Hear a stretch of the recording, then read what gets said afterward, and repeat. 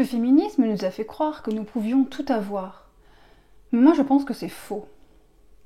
Et je vais partager avec vous mon raisonnement. L'argent est quelque chose qui peut ouvrir énormément de portes. Lorsque l'on choisit une carrière, il faut prendre en compte le fait que le travail représente une partie importante de nos journées. Si bien que, sur le chemin du succès, il ne faut pas oublier que notre quotidien aura un impact sur notre santé mentale. Pour la majorité des gens, un travail qui rapporte nécessite d'investir de son temps et de son énergie. Notre temps sur Terre nous est compté et notre énergie est limitée, donc il nous faudra avoir des priorités. Certains sont prêts à tout sacrifier pour l'argent et y consacrent leur temps et leur santé. Certains sont prêts à sacrifier l'argent, consacrent leur temps et leur santé dans ce qui leur plaît. Et d'autres essayeront de trouver un juste milieu entre quelque chose qui paye pas trop mal, qui va pas les tuer à la tâche et leur laisse du temps pour faire autre chose. On dit bien chacun ses valeurs, mais parce que chacun prend la responsabilité de faire des choix qui sont différents pour tout le monde. Et d'ailleurs, ne pas choisir, mais c'est aussi faire un choix. Les priorités sont d'une importance capitale. Cela nous empêche de nous laisser vivre et de se perdre. Établir des priorités nous permet de nous connaître nous-mêmes et de savoir ce que l'on veut dans la vie. Nos priorités, finalement, font notre personnalité. Les priorités permettent également de construire notre confiance en nous. Parce que lorsque l'on décide d'apprendre quelque chose et qu'on le réussit, mais non seulement on est fier de nous pour avoir réussi, mais on sait à l'avenir que nous avons des compétences à mettre au service des autres. Ne pas choisir, ne pas avoir de priorité, eh bien c'est prendre le risque de n'avoir finalement aucune personnalité. C'est prendre le risque de se laisser facilement influencer par tout ce qui passe sur notre chemin. Et c'est le risque de dire oui à tout et pas toujours faire ce qui est pour notre bien. Avoir des priorités nous apprend à dire non. Pour pouvoir réaliser ce qu'il y a d'important à nos yeux, il faudra sélectionner minutieusement là où nous voulons donner de notre temps et de notre énergie. On pourra également s'attacher à des personnes qui veulent les mêmes choses que nous. Avoir des priorités peut nous aider à moins procrastiner, car prioriser, c'est réduire la liste des choses à faire. Cela nous pousse à prendre des décisions plutôt que de ruminer pendant des jours.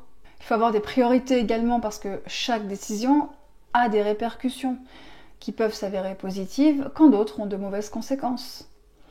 Par exemple, si on refuse de choisir entre deux glaces et qu'on choisit de les manger l'une après l'autre, nous serons en accord avec nous-mêmes dans le cas où nous acceptons les conséquences et nous sommes responsables de nos actes lorsque l'on se rend compte qu'on a grossi et que l'on a des caries ou que l'on se sent fatigué. Quand notre priorité est notre santé, par exemple, on réfléchira à 2 fois avant de manger n'importe quoi. Pour la majorité des gens, on ne peut pas avoir un corps de rêve sans bien manger et ou faire du sport. On ne peut pas bien gagner sa vie et ne jamais travailler. On ne peut pas être au travail et avec ses proches. On peut choisir de sacrifier par exemple une maison bien rangée, car il faut sûrement travailler plus pour se permettre une femme de ménage, mais travailler moins pour avoir le temps de le faire. C'est un peu comme si l'humain était une voiture. On ne devrait pas démarrer sans mettre sa ceinture. Et si on démarre sans destination, eh bien on trouve des gens qui nous amèneront là où ils vont, et certains nous mèneront droit dans le mur. Alors que lorsque l'on sait où on va, on prendra uniquement les passagers qui se trouvent sur notre chemin. Alors évidemment, en voiture, on peut avoir des accidents. Nous pouvons être au ralenti dans nos projets par un événement imprévu sur lequel nous avons peu de contrôle. Mais avoir des priorités peut nous permettre d'anticiper, comme par exemple la ceinture peut représenter des économies au cas où il nous arriverait quelque chose comme une maladie ou une perte d'emploi. Ce qui a tendance à rendre les gens plus sereins et plus confiants de savoir qu'ils peuvent compter sur eux-mêmes en cas de coup dur. Les hommes et les femmes ne sont pas égaux devant ses choix. Un homme pourra travailler sur sa carrière en envisageant de trouver une femme lorsqu'il sera prêt, alors que la carrière d'une femme sera impactée par sa volonté d'avoir des enfants ou non. Les hommes sont intéressés par la jeunesse et la fertilité d'une femme, alors que les femmes sont intéressées par le statut. D'un point de vue purement stratégique, une femme pourra faire profiter de sa jeunesse à un homme et elle profitera de son statut lorsqu'il sera plus vieux. Malheureusement, beaucoup de femmes pensent pouvoir faire comme les hommes, se concentrent sur leur carrière et espèrent trouver quelqu'un lorsqu'elles seront prêtes. Et c'est là le piège de penser que chaque chose en son temps, qu'il faut se focaliser sur une chose à la fois. Car les hommes choisiront plus souvent une femme entre 20 et 30 ans, si bien qu'une femme devra forcément concilier sa vie professionnelle et personnelle en même temps. Si jamais une femme ne désire se poser qu'après 30 ans, elle a le droit, mais si elle veut trouver l'amour, elle aura moins de choix. Et elle devra sûrement laisser sa chance à des hommes, par exemple, divorcés ou qui ont des enfants, des hommes peut-être plus petits. Elle pourra trouver un homme, peut-être qui gagne moins qu'elle. Ces détails superficiels ne le seront plus lorsqu'il s'agira de finir ses vieux jours toute seule. On peut retarder l'arrivée d'un bébé, alors les femmes croient qu'elles peuvent retarder leur mise en couple. Un homme ne se met pas en couple uniquement pour avoir des enfants. Passer du bon temps avec une femme jeune, qui a encore toute sa beauté et son énergie, quelqu'un qui construit sa vie avec lui, et non pas une femme qui s'est déjà construite toute seule et qui crie sur tous les toits qu'elle n'a pas besoin de lui. Je pense que l'on peut tenter d'avoir plus dans la vie, à condition de savoir déléguer et de compter sur l'aide des autres. Une femme peut très bien rencontrer l'amour dans sa vingtaine, tout en travaillant sur sa carrière. Elle peut rencontrer un homme qui, lui, désire s'occuper des enfants, par exemple. C'est quelque chose qui se discute lorsque l'on rencontre quelqu'un. Mais surtout, il faudra accepter l'homme tel qu'il est. Parce que si cet homme a une énergie féminine et qu'il désire justement s'occuper des enfants au lieu de s'occuper de sa carrière, il ne faudra pas venir pleurer que monsieur manque de virilité. Ou que c'est pas folichon au lit. Et d'ailleurs, ces choses s'entretiennent, ces choses se travaillent. Plus une femme est féminine, plus un homme sera masculin. Et il y a des femmes qui savent en jouer. Mais attention, il ne faut pas trop en abuser. Pour s'engager, il faut des compétences en communication et en négociation. Et si vous avez fait connaissance avec vous à travers vos propres priorités, eh bien vous saurez clairement les communiquer et vous n'aurez pas peur des compromis. C'est pour faire équipe et réunir un maximum de compétences que les hommes et les femmes ne cherchent pas les mêmes choses, de sorte que chacun ait ses propres priorités qui viennent compléter les priorités de l'autre. Alors qu'un rendez-vous de nos jours, c'est un homme qui passe un entretien, les femmes sont de plus en plus exigeantes et beaucoup oublient que si elles recrutent un partenaire, eh bien eux aussi. Et beaucoup, aujourd'hui, de femmes ont exactement les mêmes compétences que les hommes et donc n'apportent aucune valeur à leur vie. Alors beaucoup de femmes choisissent de rester seules afin de pouvoir jouir de leur argent et tout ce que la vie peut leur offrir, mais comme dans tout, il y a des conséquences et souvent, elles sont sur notre santé. Elles sont pour beaucoup des passionnées, parfois idéalistes, parfois perfectionnistes. Perfectionnisme qui mène souvent à l'inaction et un idéalisme qui entre en conflit avec la réalité qui peut engendrer de grandes souffrances. Perfectionnisme que beaucoup s'imposent à elles-mêmes et aux hommes. Elles se font rejeter par les garçons qui ont l'air parfaits, mais trop beaux pour être vrais. Et là aussi, ce sont des souffrances dont certaines n'arrivent jamais à se débarrasser. Il faut donc savoir ce qu'on veut, surtout en tant que femme, parce que notre capacité à s'attacher et se détacher s'estompe avec le temps. Notre corps crée de l'ocytocine dès le premier rapport avec un homme, si bien que la confiance s'installe même envers un homme qui ne l'a pas mérité. Et cette ocytocine, elle est précieuse, elle se libère avec chaque homme différent, donc plus il y a d'hommes différents, plus l'ocytocine se fait rare, ce qui diminue la capacité d'une femme de tomber amoureuse. Si bien que même avec les hommes, il est important de sélectionner qui mérite d'être aimé. Donc il faut prendre son temps pour, en quelque sorte, en gagner.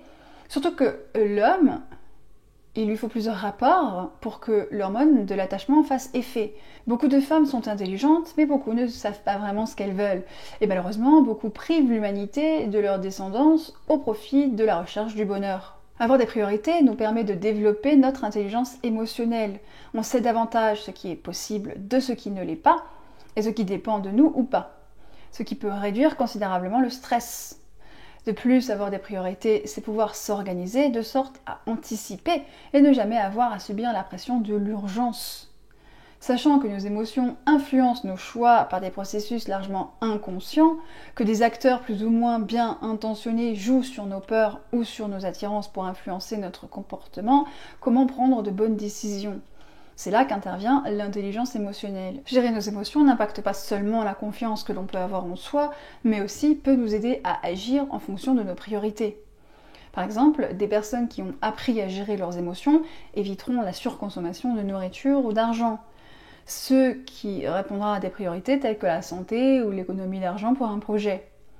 Tout vouloir dans la vie démontre une curiosité débordante, mais également une peur de manquer. L'incertitude de la vie, pour certains, leur permet de conserver une excitation de l'inattendu et ne sauraient vivre leur vie sans les effets de l'endorphine, de l'adrénaline, et le plus souvent possible.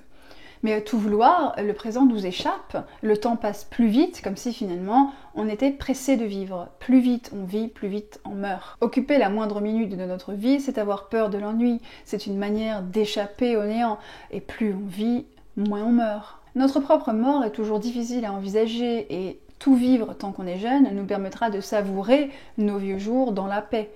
Car on pense qu'on sera vidé de toutes nos souffrances. Encore faut-il que nous vivions vieux. Certains se tuent la santé à essayer de tout faire, et tout avoir, comme si finalement leur santé n'était pas précieuse. Être heureux est un choix de vie. Être heureux, c'est faire des choix qui nous protègent et nous rendent la vie plus facile. C'est choisir de se respecter et de s'aimer au lieu de s'autodétruire.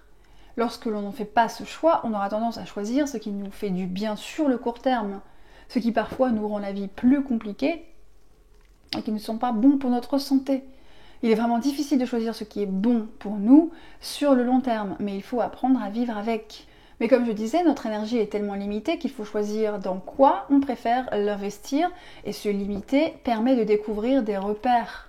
On peut tout avoir dans la vie, tout ce que l'on désire, il suffit de rêver. C'est pour cela que beaucoup de gens adorent dormir et que l'on dort beaucoup lorsque l'on est déprimé. Et certains préfèrent n'avoir rien du tout s'ils ne peuvent pas tout avoir. Certains ont plus de chance que d'autres et sont nés dans des familles plus aisées et ont eu la chance d'être guidés. Ils ont eu la chance de pouvoir faire de grandes études, peut-être se permettre de travailler à temps partiel et d'autres de voyager. Mais ces personnes ont des priorités et ont également sacrifié quelque chose, même si on ignore ce que c'est.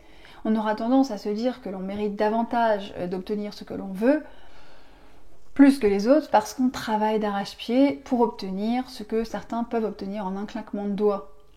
Mais c'est peut-être parce qu'ils sont beaux et qu'on leur prête des qualités qu'ils n'ont pas, ou alors qu'ils sont riches, parce qu'ils ont été malins, ils ont su vendre un produit qui a fonctionné et récoltent tout l'argent que les consommateurs veulent bien leur donner.